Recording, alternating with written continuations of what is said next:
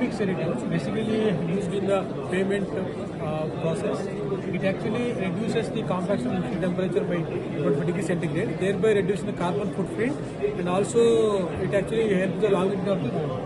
So this is the typical process where we mix the various bitumen and the binder and various aggregates at temperature of 170, 180.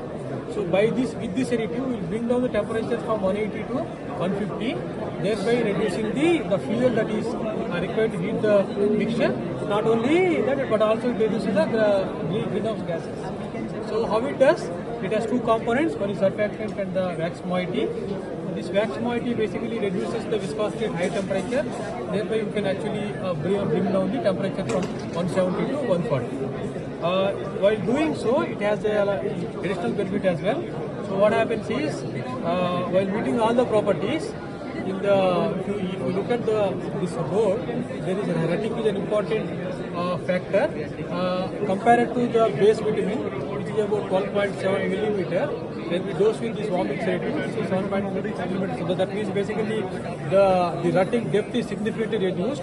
Thereby it is increasing the longevity of the road.